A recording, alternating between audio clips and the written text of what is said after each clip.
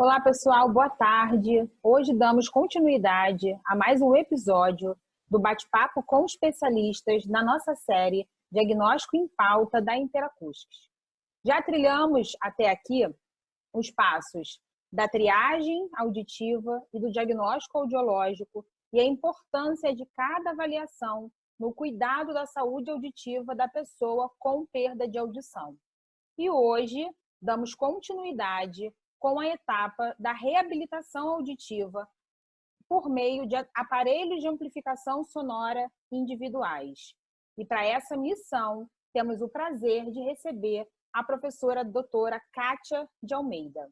A professora Kátia de Almeida é doutora em distúrbios da comunicação humana pela Unifesp, professora adjunto da Faculdade de Ciências Médicas da Santa Casa de São Paulo e coordenadora do mestrado profissional em Saúde da Comunicação Humana, também pela Santa Casa de São Paulo, e diretora do CEDIAL, além de ter uma experiência enorme e indiscutível na área de seleção, adaptação, verificação e validação e acompanhamento das próteses auditivas.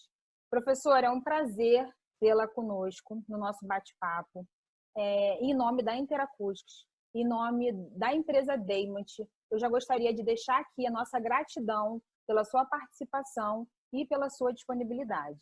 Eu é que agradeço, Marcela, o convite que foi realizado, e você sabe que para mim é sempre um prazer poder compartilhar um pouco da minha experiência na área da reabilitação da perda auditiva, especificamente no que se refere à seleção e adaptação das próteses auditivas. E aí, para a gente começar, então, esse nosso bate-papo hoje, a gente sabe, né, que o processo de adaptação de aparelhos auditivos, ele é muito amplo, ele é muito complexo, do que usualmente as pessoas, alguns profissionais, praticam em suas clínicas.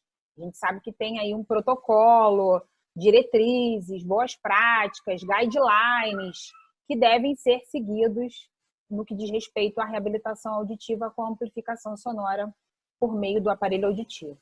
E aí, pensando nisso tudo, né, para esse processo, existem etapas que devem ser seguidas de acordo com essas diretrizes de boas práticas, de acordo com aquilo que as instituições científicas preconizam. Você poderia, assim, resumidamente, falar o que compõe cada etapa dessa, a sua importância dentro da reabilitação auditiva para a pessoa com perda auditiva? Olha, Marcela, acredito que um dos grandes problemas que a gente tem na nossa realidade é que, de fato, protocolos e diretrizes e recomendações de sociedades científicas nacionais e mesmo internacionais não são seguidas. E que muitos profissionais acabam simplificando em demasia o processo de seleção e adaptação de próteses auditivas. Minimamente, eu acredito que um protocolo ele deveria incluir a etapa de avaliação do candidato. O que tem nessa etapa? É uma coleta de um conjunto de informações que são muito importantes sobre a audição remanescente do indivíduo, mas não é só a gente fazer uma avaliação audiológica. Há também necessidades de comunicação que precisam ser conhecidas, né? E aspectos não auditivos que podem interferir no sucesso da adaptação à amplificação.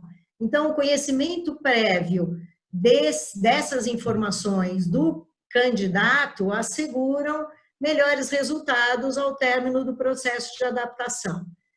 A segunda etapa é a seleção das características físicas e eletroacústicas da amplificação. Então, tudo aquilo que seria importante para poder dar aquelas características que compensassem a perda de audição que esse indivíduo tem, visando minimizar as dificuldades e otimizar aquela audição residual que o indivíduo tem. Mas na etapa de seleção, a gente não vai só se preocupar com características físicas e eletroacústicas das próteses auditivas, mas também de outras necessidades que o indivíduo possam ter e que outros equipamentos de tecnologia assistiva também poderiam auxiliar. A outra etapa é a verificação. A verificação é essa etapa que a gente vai falar um pouco mais daqui a pouco, mas é a verificação eletroacústica do desempenho, é uma etapa fundamental. É o momento em que o profissional faz a verificação daquelas escolhas que ele fez para cada usuário, para aquele candidato. E ele visa o quê? A adaptação desses dispositivos. Então, é uma etapa que a gente tem que ter muito cuidado, porque é o momento em que nós estamos verificando se as nossas escolhas estão atingindo os objetivos esperados. Esse processo, ele é todo permeado pela orientação e pelo aconselhamento. Então, qual que é a diferença de orientação e aconselhamento? Orientação é mais informativo e o aconselhamento é dar informação no sentido do indivíduo poder lidar melhor com a perda de audição e com aquelas limitações residuais que vão permanecer mesmo com o uso da amplificação.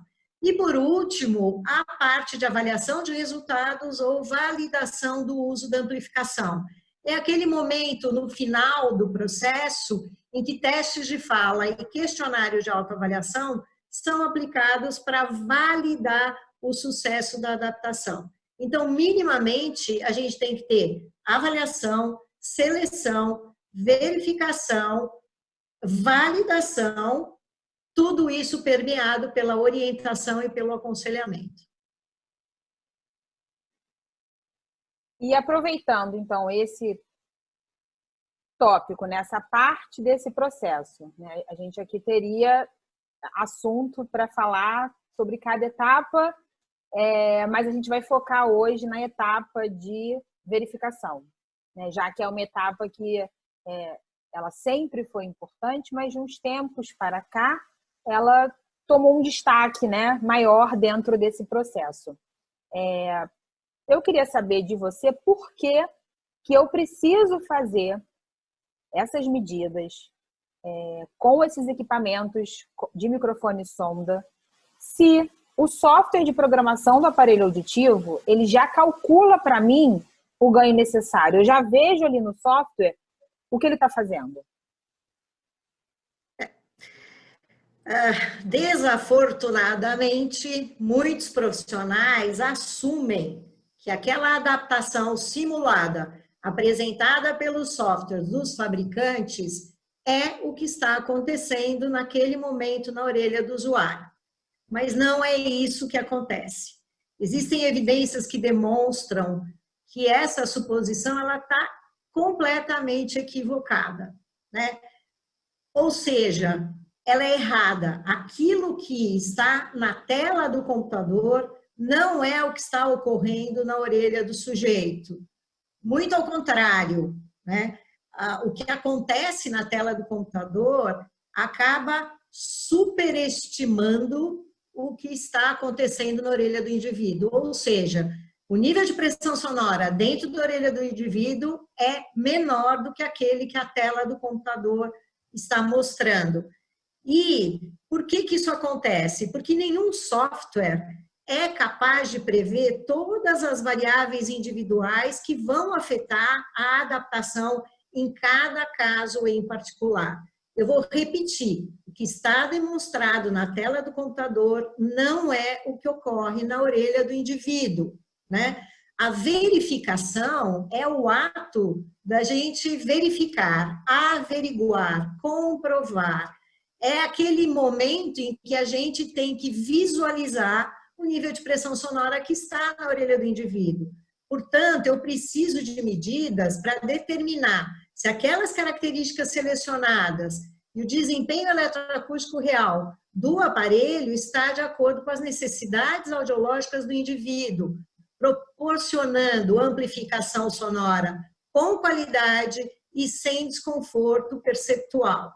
Então, assim, o que é importante? Eu preciso verificar se aqueles alvos gerados por métodos prescritivos validados, e aqui eu ressalto, NAU, NAU-NL1, NAU-NL2 ou DSL, que são aqueles que, em nossa realidade, a gente mais tem visto serem utilizados, que aqueles alvos prescritos que estão nas telas dos equipamentos com microfone sonda, não é nem na tela do seu software, mas dos equipamentos, e buscar atingir esses alvos usando o sinal calibrado de entrada apresentado em fraca, média e forte intensidade, considerando que a maioria dos aparelhos hoje é um aparelho de amplificação não linear.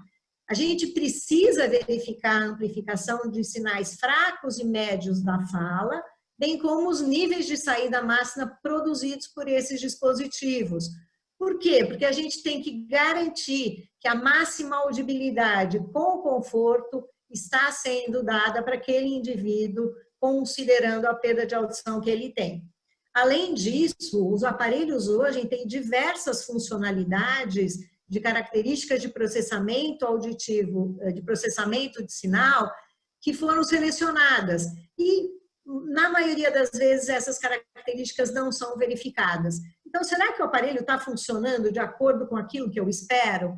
Será que aquela redução de ruído, ela não está demais? Está afetando o sinal de fala ou só está reduzindo o ruído? Então, existem outras funções aí da verificação, mas as mais importantes é você verificar o ganho e a saída, ou seja, a amplificação do sinal de fala dentro de níveis de conforto de audição.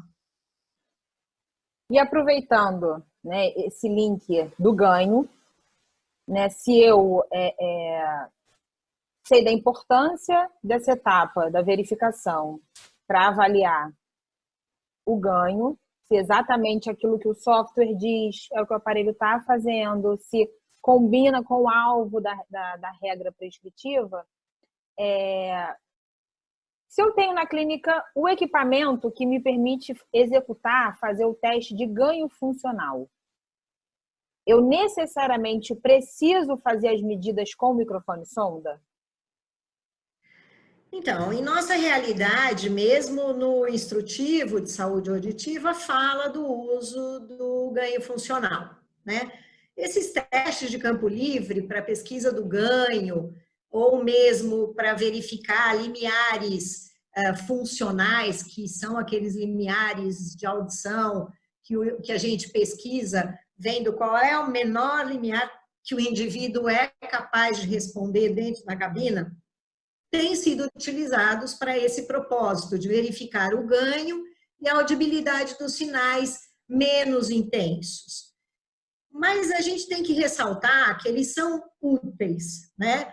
Mas elas não fornecem as mesmas informações que a gente obtém com as mensurações com microfone sonda, especialmente se a gente estiver avaliando um aparelho com amplificação não linear, né?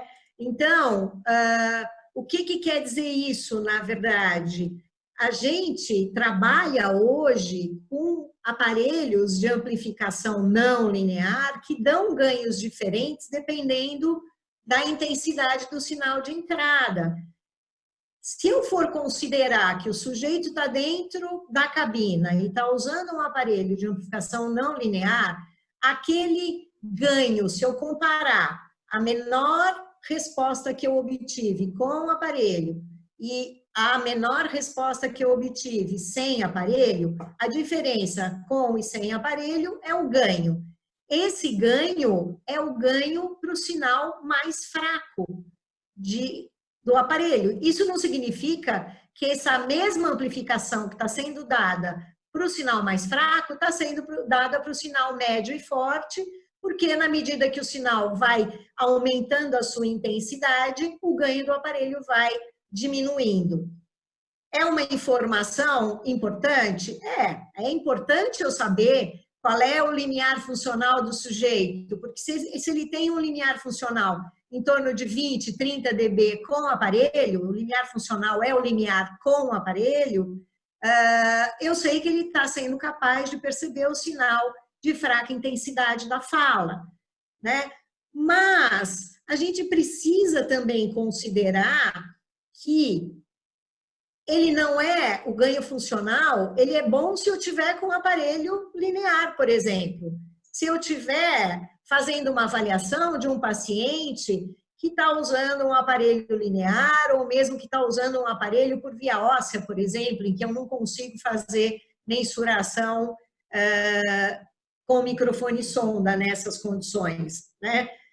O que a gente também precisa pensar é que, independente do tipo de amplificação, seja linear ou não linear, o ganho funcional ele não vai predizer a inteligibilidade de fala que vai ser obtida com o uso da amplificação em nenhuma circunstância, seja no silêncio ou no ruído.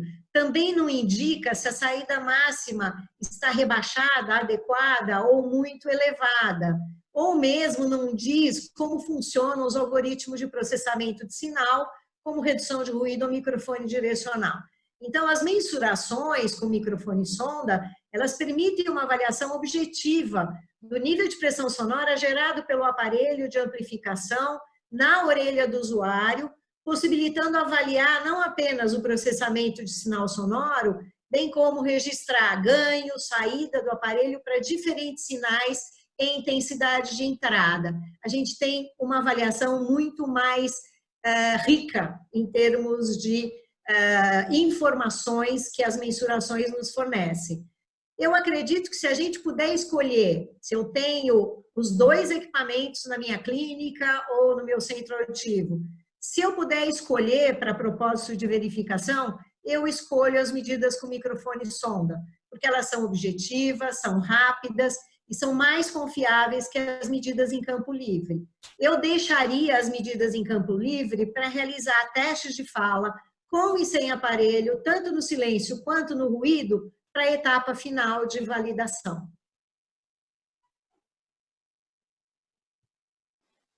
E aproveitando, então, sobre o que a gente, né, vem falando até esse momento, do quanto rico, quantas informações a gente consegue obter através da etapa de verificação, do ponto de vista de amplificação, características eletroacústicas e algoritmos. Eu acho que ainda algumas pessoas, e porque eu recebo, né, por conta de treinamento, enfim, muitas dúvidas, né, sobre o uso correto do termo da verificação, do procedimento em si, né? Qual o termo que você sugere, que você acredita que seja o mais completo e o porquê?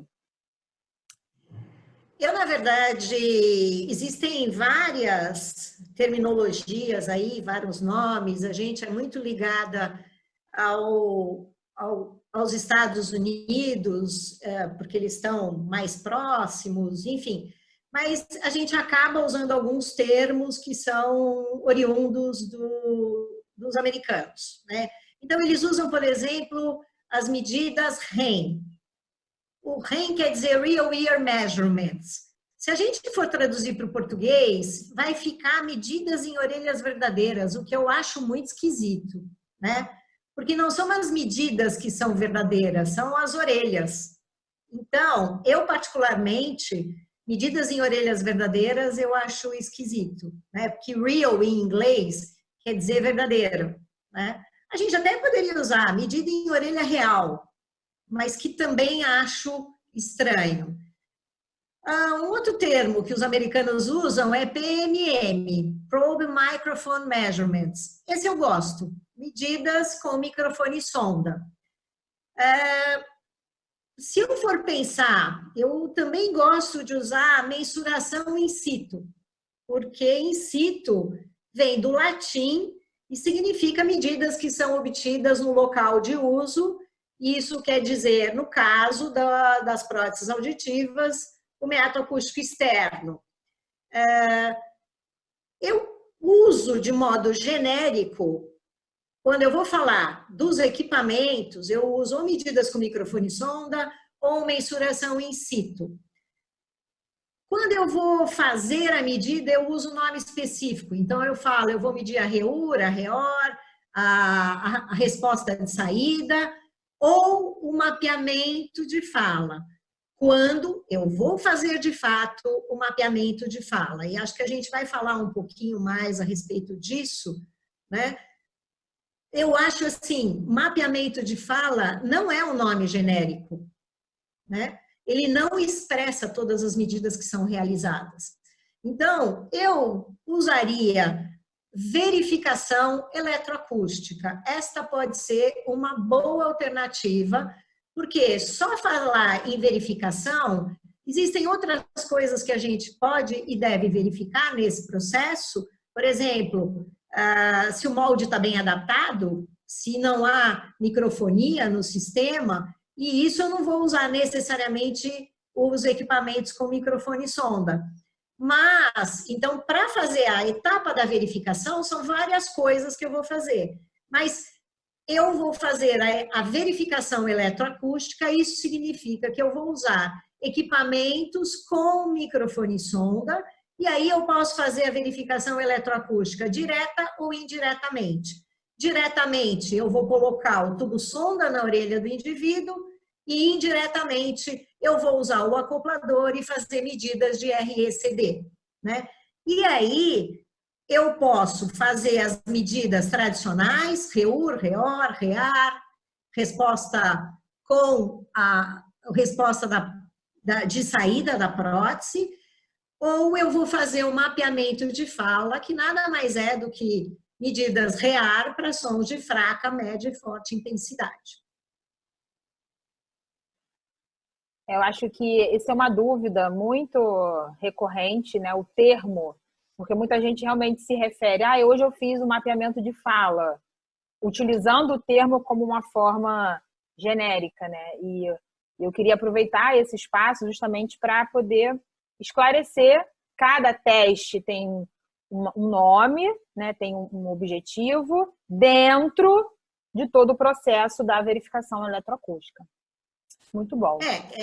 Até de vez em quando eu escuto alguns clientes, pacientes, dizendo, não foi, mapeamento de fala é uma coisa recente em nossa realidade. E não é recente, né? Eu até vou me entregar, mas em 1989, quando eu fiz o meu curso de especialização, e eu já tinha alguns anos de formada, a minha monografia falava de mensurações com microfone sonda. Ou seja, desde a década de 90, ou antes um pouco, esses equipamentos estão disponíveis no Brasil. O que acontecia? Que naquele momento ele não tinha esta ferramenta que é o mapeamento de fala. Mas o mapeamento de fala também não é muito novinho, não. Ele é de 10 anos depois, ou seja, da década de 90, 1998, 99. Então, eu sou uma pessoa que eu acho que a gente tem que, quando usar uma terminologia, usar a terminologia adequada, né? E acho que verificação eletroacústica engloba quaisquer medidas que sejam feitas usando equipamentos com microfone sonda.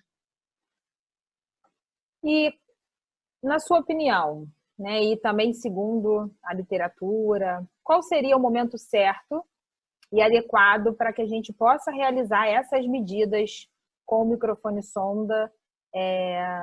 Seria na adaptação do aparelho, no momento da experiência ainda, até antes mesmo do que a gente chama de adaptação, vamos dizer assim, após 15 dias, porque o que eu vejo é que existe um protocolo de boas práticas, mas dentro desse protocolo existem as suas adaptações. E aí cada clínica, cada serviço acaba colocando em prática procedimentos em momentos distintos, com periodicidade distintas, na sua prática, com a sua vivência, com a sua experiência. Qual seria o momento adequado? Idealmente, a verificação deveria ser realizada após a seleção dos parâmetros da amplificação, a partir da utilização de uma fórmula prescritiva, né? E por isso que eu reforço a questão de métodos prescritivos validados. Eu não tenho nada contra os métodos proprietários, mas eles não são validados, ou seja, eles não foram testados em grandes populações para a gente saber se aqueles alvos que eles prescrevem são adequados para a grande população.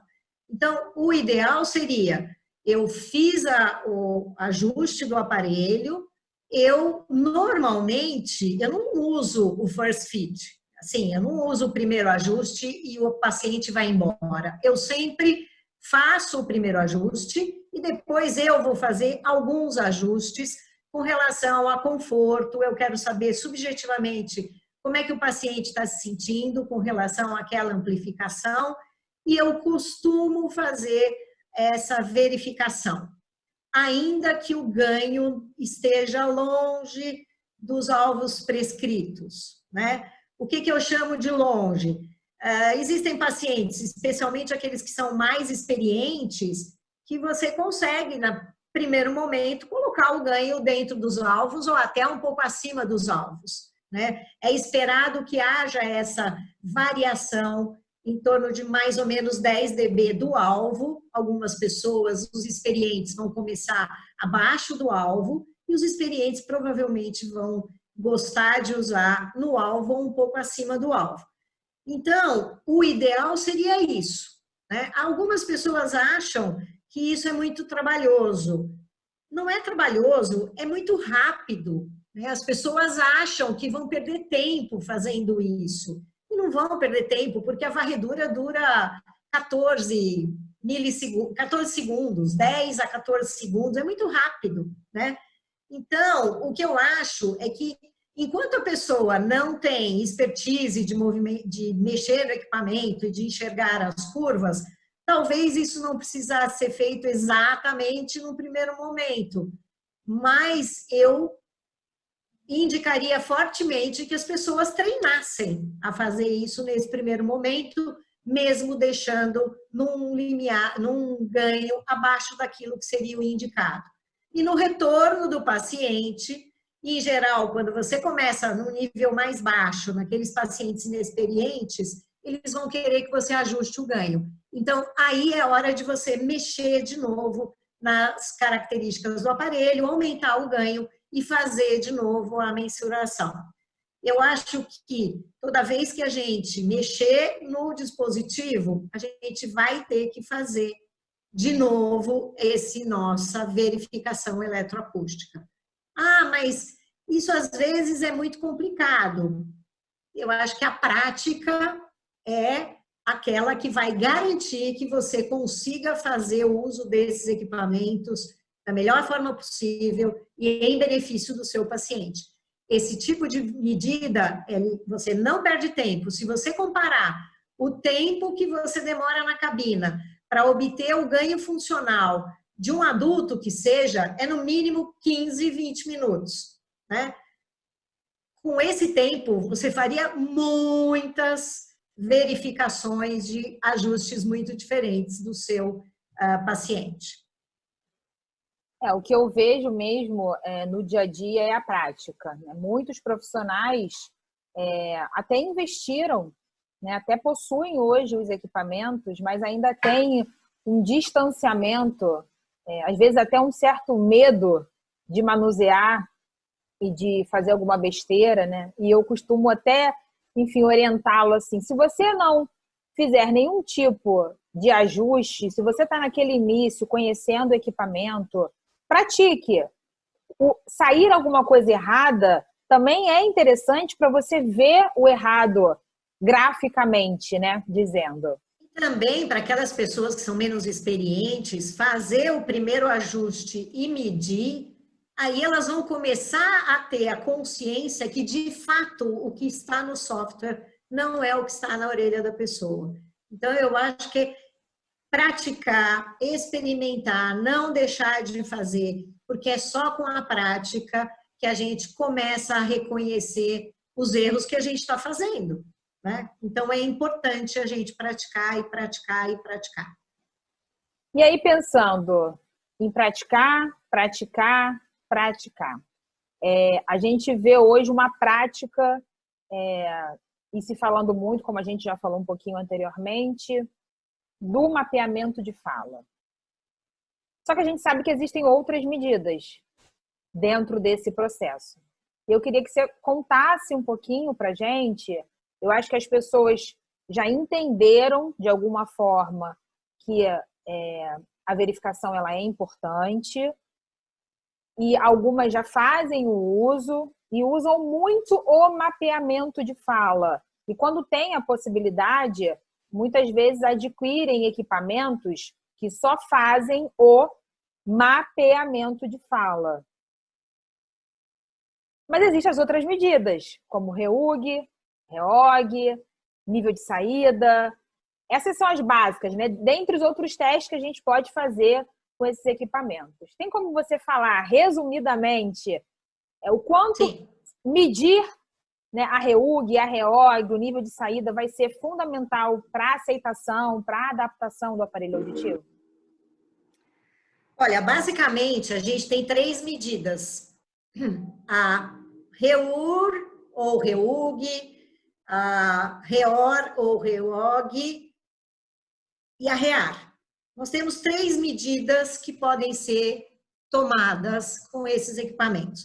O que é a REUR? Eu vou medir o nível de pressão sonora no meato acústico externo do indivíduo com a orelha aberta, não ocluída. Ok? O que essa medida mostra? Mostra a ressonância natural da orelha externa, pavilhão, concha, meato acústico externo, não ocluída. Essa ressonância é característico das orelhas abertas, né? Então, ela dá uma amplificação de mais ou menos 19, 20 dB na faixa de frequências entre 2 e 4 mil Hz. Quando eu coloco um aparelho intra, ou um molde auricular, ou mesmo uma oliva fechada, eu estou, de alguma forma, modificando essa amplificação natural que a orelha externa propicia. Ou ela é perdida, ou ela é drasticamente modificada. Essa coisa que o software, então, a REUR, se eu medir a REUR, eu vou saber exatamente quais são as características de ressonância desse indivíduo e vou poder compensar isso na hora que eu colocar, por exemplo, um aparelho intra, que vai modificar completamente essa característica aí natural. Então, ela é uma medida importante de ser registrada, porque além dela poder ser usada para compensar essa perda da ressonância quando eu incluo a orelha do indivíduo, ela também é muito importante para a gente fazer o cálculo do ganho de inserção. E também ela é muito importante para eu ver se essa adaptação ela está aberta ou oclusiva. Porque a outra medida que eu vou fazer é a REOR. O que é a REOR? A REOR é eu fazer a mesma coisa, só que eu vou colocar a mesma coisa que eu fiz para obter a REUR, só que eu vou colocar o aparelho ou o molde na orelha com o aparelho desligado, ou o aparelho com a oliva desligado, sem pilha. E o que eu vou ver? Eu vou ver o que acontece com as características de ressonância naturais, se elas foram drasticamente modificadas ou não. Quanto mais modificada for esta característica de ressonância, eu estou frente a uma adaptação oclusiva ou convencional. No caso das adaptações abertas, e eu acho que isso é importante eu falar, não é o tipo de aparelho, se o tubo é fino ou receptor no canal, que determina se é uma adaptação aberta ou não. A gente pode ter adaptação aberta com qualquer tipo de aparelho, retro ou até mesmo intra, mas é a abertura meatal que vai dizer se está ou não, se estamos ou não com uma adaptação aberta. E a adaptação aberta é aquela em que a REUG ou a REUR é igual a REOG ou a REOR. Tá? E por que tem essa diferença de G? Porque uma é uma curva de ganho e outra é uma curva de saída, né? Mas elas são essencialmente iguais. O que muda é que uma é DB e a outra é DB-NPS. O que é importante é da gente dizer que no mapeamento de fala, se eu quiser saber se eu estou frente a uma adaptação aberta ou não, o que é importante para o mapeamento de fala, eu preciso anteriormente fazer a REOR e a REOR, ok? Eu preciso obter a REOR. E para obter a REOR, eu preciso ter a REUR. Ah, eu quero saber, eu estou com um aparelho de amplificação linear, quero saber qual é o ganho de inserção. Ok, vou lá, faço a REUR, depois eu faço o ganho de inserção. O que é importante é que a gente sabe que todas essas medidas, elas são dos equipamentos com microfone e sonda. Mapeamento de fala, ela é uma ferramenta, mas é feita, basicamente, ela é obtida, o mapeamento de fala é obtido com REAR, respostas com prótese auditiva para diferentes níveis de entrada, né? E do mesmo jeito que a resposta de saturação é uma REAR, é aquela resposta que a gente vai fazer para um som de entrada mais intenso, 80 a 90 dB. Eu quero que o aparelho vá à saturação, né? Os aparelhos hoje em dia, todos eles têm REUR, REOR, REIG e REAR. É possível de fazer isso. Mesmo os mais antigos, já era possível de fazer essas medidas. O que mudou é que hoje eu preciso da tela para fazer o mapeamento de fala. O mapeamento de fala é uma tela. Então, se eu vou comprar só por conta do mapeamento, e aí se é uma adaptação aberta, eu não vou precisar fazer a REOR? Eu acho que aí a gente está comendo uma bola importante, é um erro importante de mensuração, porque é diferente quando você mede uma adaptação aberta e uma adaptação oclusiva. E isso a gente tem que levar em consideração. Entra num outro capítulo aí que dá para várias horas de discussão, né? Não, com certeza. Esse é um ponto de discussão eterna, assim. Discussão saudável, mas discussão eterna, porque algumas pessoas precisam entender de todo o processo. E para entender e conhecer todo o processo, precisa realizar todas as medidas. Não tem como fugir disso, né? E aí, aproveitando, como a gente está falando de medidas, eu recebo, né, muitas dúvidas sobre a diferença entre o ganho de inserção, o mapeamento de fala e a REAR. Inclusive, muitas pessoas entram em contato com a gente para tirar dúvidas, utilizando o termo ganho de inserção, também generalizando toda a verificação, né? Então, hoje acaba que a verificação tem um nome mais novo, que é o mapeamento de fala, mas muitas pessoas ainda se referem a ela como eu queria saber sobre equipamentos de ganho de inserção. Eu queria aproveitar esse momento para você compartilhar com a gente as diferenças, então, entre o ganho de inserção, o mapeamento de fala e uma REAR, por exemplo. Vamos voltar um pouquinho no tempo.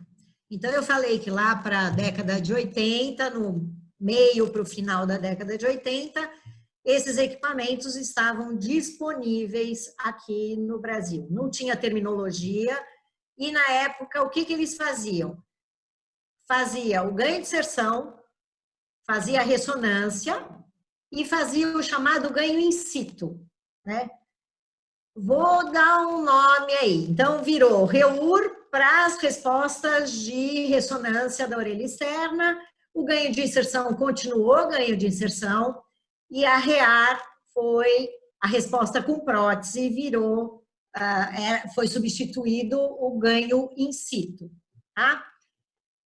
O que tinha naquela época? Primeiro, amplificação linear, final da década de 80, não se falava em amplificação não linear, vai aparecer quase 10 anos depois, e a gente tinha basicamente moldes oclusivos, então adaptações convencionais. Não se falava tanto em adaptação aberta, e note-se, eu digo não se falava tanto em adaptação aberta, apesar delas existirem, porque desde que eu me conheço trabalhando na área, eu faço e conheço as adaptações abertas, porque a gente não tinha mecanismos de controle de feedback tão bons. Quando você abre a adaptação, a gente sabe que o risco de acontecer microfonia é muito forte. Então, o ganho de inserção é, na verdade, a diferença em dB, mas para você obter o ganho de inserção, você tem que obter as características de ressonância. Lembra que eu falei que eram só adaptações oclusivas? Então, sendo adaptação oclusiva, o que acontece com a característica de ressonância? Ela desaparecia. Então, o ganho de inserção seria a diferença entre a menos a REUR. Aí eu teria o ganho de inserção. Seria aquilo que o aparelho estaria fazendo eletroacusticamente. Então, naquela época, fazia sentido usar o ganho de inserção. Eu tinha aparelhos que se perdia muito a ressonância. O que a gente fazia? A gente fazia a REUR, né?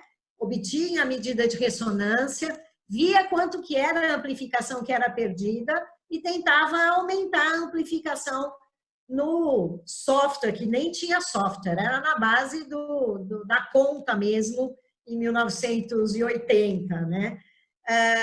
Então, o ganho de inserção ele era muito utilizado e é aquela curva que quando eu chamo no software o ganho prescrito, é a curva que aparece, que aí a gente fica achando que está na orelha do paciente. Aquele lá é o ganho de inserção, né?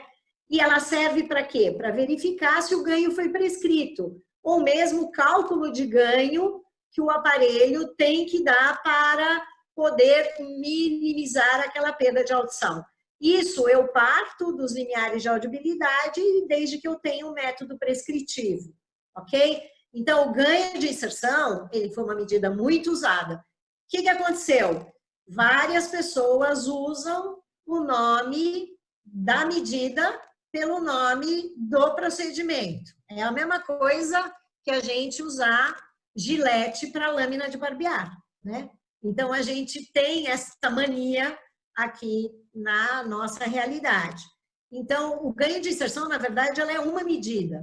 E a gente tem, eu como professora, eu estou sempre tentando usar a terminologia correta para que as pessoas também usem a terminologia adequada.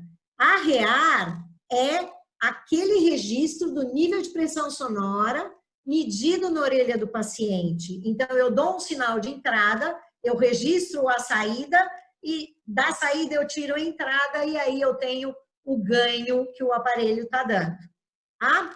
Tem sido muito utilizada, aliás, é a mais utilizada e ela hoje a gente pode usar para ver a amplificação de um sinal fraco, uma intensidade de 50 a 55 dB NPS, num sinal médio, 65 dB NPS, e para verificar saída máxima, que é 80, 85 até 90 dB de entrada. A aplicação da REAR é inúmera, né? Eu, na verdade, assim, o mapeamento de fala, ele não existiria se não fosse a REAR. São três REARs, se é que posso falar assim, são 3 medidas da REAR, uma para um sinal fraco, uma para um sinal médio de fala e outra para um sinal de forte intensidade tonal aí, não é sinal de fala. E é importante que a gente ressalte que quando eu vou medir a saída máxima do dispositivo, eu vou medir usando um sinal tonal, porque os aparelhos hoje, eles processam de um jeito muito diferente o sinal tonal do sinal de fala. O mapeamento de fala, como eu já disse, são 3 diferentes REAR para diferentes sinais de entrada. Ela é uma ferramenta que hoje está disponível nos equipamentos com microfone sonda, que permite que a gente continue fazendo o que a gente já fazia. verificar, demonstrar, analisar informações sobre a amplificação fornecida ao usuário. O que mudou? É um estímulo de fala que é hoje usado. Então, lá na década de 80, a gente não tinha estímulo de fala, a gente só tinha estímulo tonal ou ruído. Hoje, a gente tem a própria fala que pode ser utilizada. E o mapeamento de fala amplificado, o Speech Map, é uma marca registrada. E na verdade, ela foi desenvolvida pela empresa AudioScan em conjunto com os profissionais da Universidade de Western Ontario, no Canadá. E eles fizeram o que é o mapeamento de fala? É a representação gráfica em nível de pressão sonora da área dinâmica da audição, tendo como referência uma curva de audição normal. E aí, o sinal que é usado é um sinal simulado de fala. Ele foi desenvolvido em 1998, ou seja, naquela época também, a gente não tinha o sinal de fala gravado como a gente tem hoje, porque precisa ser um sinal calibrado para essas medidas, para a gente poder ter parâmetros de comparação. E aí, a ideia do grupo da AudioScan era exatamente essa, criar uma representação gráfica em nível de pressão sonora da área dinâmica da audição do indivíduo e que mostrasse a amplificação de um sinal de fala ou um sinal simulado de fala para fraca, média e forte intensidade. Então, o mapeamento de fala, ele sugere que a gente use um sinal fraco, mais ou menos 50, 55 dB NPS, ou seja, registrar uma REAR para um sinal de entrada de 50 a 55 dB. A amplificação de sons médios da fala, apresentando um sinal de entrada de 65 dB, ou seja, o registro da REAR a 65 dB, e depois o registro da saída máxima para uma varredura de tons puros de 80 a 90 dB NPS. Ou seja, uma REAR para um sinal forte de fala. Então, para as pessoas quando falam mapeamento de fala é uma coisa nova, não é nova. Ela já tem, no mínimo, mais de 20 anos, né?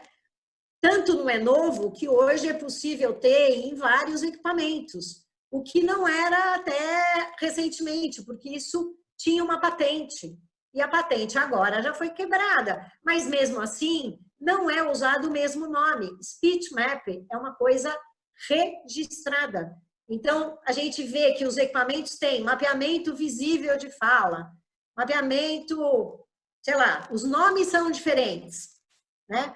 Para dizer a mesma coisa. Mas tá, o meu módulo, eu comprei um equipamento e não comprei com mapeamento de fala.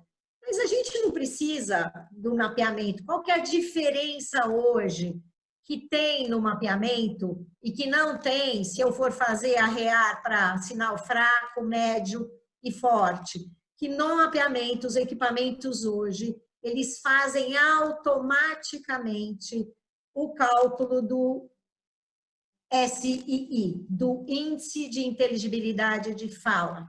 Tá? Então, essa é a grande diferença. Mas não porque eu não consiga fazer o mapeamento. Eu consigo fazer o mapeamento sem ter esse módulo. Eu só não vou ter o SI, mas visualmente eu consigo fazer o mapeamento de fala. Então, voltando àquela questão conceitual, todas as medidas que a gente está falando aqui são medidas com microfone e sonda. Estou fazendo verificação eletroacústica. Se eu estou fazendo mapeamento de fala, eu estou usando um sinal de fala calibrado e estou usando um sinal de fraca, de média intensidade, estou registrando a saída máxima. Isso qualquer equipamento faz.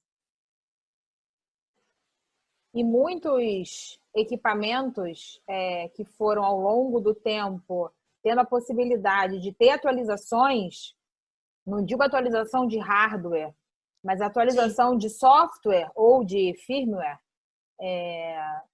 como o caso do Affinity, por exemplo, que não tinha o estímulo de fala no passado, né, o ISTS, e hoje, dependendo do hardware, você atualiza o software e aí você consegue ter. Então, acho que isso é para deixar claro, para que as pessoas possam entender que talvez o equipamento que ela tenha, faça.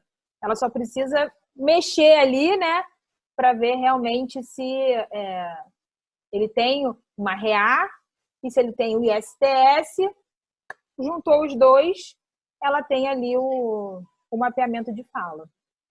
Na verdade, o que a gente precisa, a gente não precisa do último modelo para ter, óbvio, que se a gente tem essa condição, que bom, mas se não tem, às vezes a gente tem o equipamento e só não tem a expertise para poder utilizá-lo da forma adequada.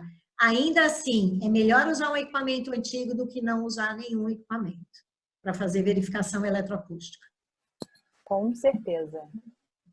E, para a gente finalizar, é uma pergunta que talvez em algum momento aí das nossas outras perguntas você até já tenha respondido, mas só para a gente deixar ela mais clara, pensando da importância do uso da verificação, então essas medidas com microfone sonda, elas devem ser feitas somente nesse início da adaptação, seja no início, depois da seleção, ou até mesmo nos 15 dias depois, porque depende da sua prática. Eu escuto muito, porque eu não tenho tempo na primeira consulta, por N questões, que a gente não vai entrar em detalhes agora, e por isso que eu preciso fazer só na sessão posterior aos 15 dias, e nunca mais eu faço, ou eu preciso refazê-las no decorrer desse acompanhamento, seja 6 meses, 1 ano depois. Qual é a sua opinião sobre isso? Olha, eu vou ressaltar algumas coisas que eu disse anteriormente e vou reforçar, vou retomar algumas outras. As medidas com microfone sonda, elas devem ser realizadas na adaptação do dispositivo, ok? Não deu para fazer na primeira vez? Tente fazer o mais rápido possível, né?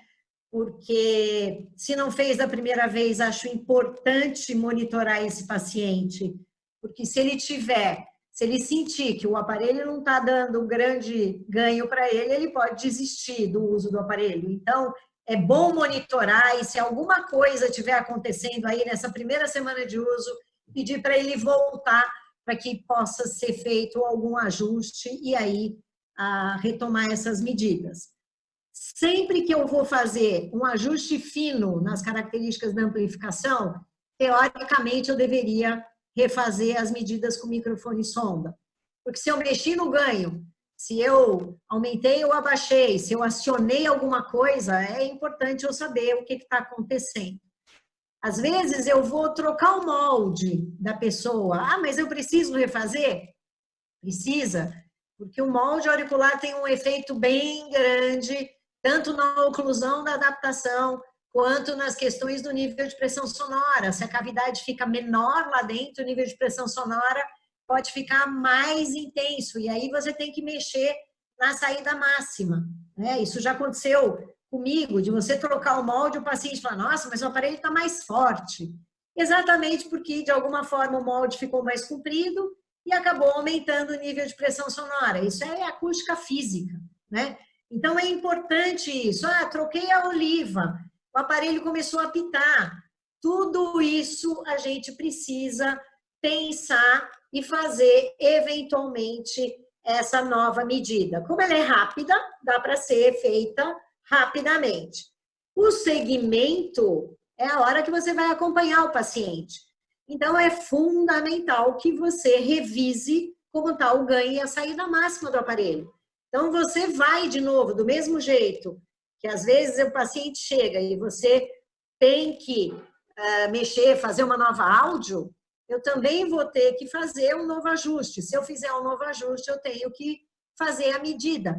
Às vezes o paciente chega, ele diz assim, não, estava tudo muito bem, de repente o aparelho não está tão bem. você vai checar, não tem nada, não tem cera na orelha, não tem cera no filtro, mas o aparelho está com algum problema. Ah, trocou o receptor, não resolveu o problema, às vezes pode ser o equipamento. Então, é importante que a gente esteja atento. E também, se eu estou fazendo segmento, é importante que eu repita essas medidas ao longo do tempo, até para comparar com aquele parâmetro que eu tinha quando ele começou a usar o aparelho. Aí eu vou saber se o aparelho está bem funcionando ou não. Porque aparelho, ele também vai ficando velho. Não somos só nós que envelhecemos. Os aparelhos também envelhecem. E na hora que eles vão envelhecendo, eles podem já não dar a amplificação que dava antes. Então, também é importante a gente fazer esse tipo de acompanhamento ao longo do tempo. Hoje eu vou falar para você, dependendo da questão, eu estou fazendo sempre que o paciente retorna com alguma queixa, até para tentar resolver o problema dele. Não dá para a gente saber se o problema é no aparelho ou nos ajustes, se a gente não fizer essas verificações e sempre que for necessário. Na dúvida, faça. Ok? E aí me trouxe uma reflexão de que eu também escuto muito das pessoas falando que assim, eu não vou utilizar as medidas, eu vou deixar aparecer algum problema ou não, né? E aí eu vejo, né? E aí eu faço. E eu acho que é uma coisa que já tem inúmeras evidências que falam, que mostram que o quanto antes a verificação for realizada, enfim, o quanto que diminui essas queixas no segmento e no acompanhamento. E eu acho que uma mensagem também bacana, não só de mostrar a importância da etapa de verificação, mas que o uso dessas medidas não é para, de uma forma geral, resolver problema. Mas para evitar, podem ser usadas no segmento para resolver problemas. Sim. Mas na adaptação, na seleção do aparelho, elas são utilizadas para reduzir problemas e retorno do paciente. Tem trabalhos muito interessantes mostrando que quanto menos a gente faz em termos de protocolo, mais reclamação e mais retorno de pacientes nós vamos ter aos nossos consultórios, porque eles não vão estar satisfeitos, né? Então, eu acho que é muito importante a gente fazer as medidas de verificação e depois, lá para frente, quando terminar o processo de validação, porque isto garante que o paciente está bem adaptado, tem um bom ganho, apresenta um bom desempenho e, portanto, alguma coisa que aconteça aí, se ele voltar depois de um ano com problemas, ou é o aparelho ou é o indivíduo cuja audição piorou. Então, você também tem, olha, era desse jeito, olha como está agora, né? Então, acho que isso é muito importante. A gente precisa ter competência para acompanhar os nossos pacientes e resolver os problemas que ele tem. Ajustes finos só funcionam se você tiver equipamentos com microfone e sonda para fazer verificação eletroacústica. Professora Kátia, posso chamar assim de professora, porque ela agora é minha professora, né? De verdade, eu sou sua professora. De verdade, minha orientadora do mestrado. Eu queria muito agradecer a sua participação mais uma vez, a sua disponibilidade. E eu tenho certeza que essas são dúvidas que eu tentei trazer, claro, resumidamente, porque, né, o livro de dúvidas ele não acaba, mas eu acho que vai ajudar essas questões, as respostas dessas questões vão ajudar muito a todas as pessoas, todos os profissionais, os fonoaudiólogos que trabalham na etapa de reabilitação auditiva com amplificação. Então, mais uma vez, em nome da empresa, em nome da Interacústica, muito obrigada. Foi um prazer. Você sabe que eu gosto de falar das coisas que me despertam essa paixão. E precisando, é só a gente combinar. Eu estou aqui disponível. Espero que tenha sido produtivo e que as pessoas tenham as suas dúvidas resolvidas aí com esse bate-papo. Tá bom? Obrigada, viu, mais uma vez pelo convite. Imagina, eu que agradeço. E você que ficou com a gente até agora, agradeço também a sua participação.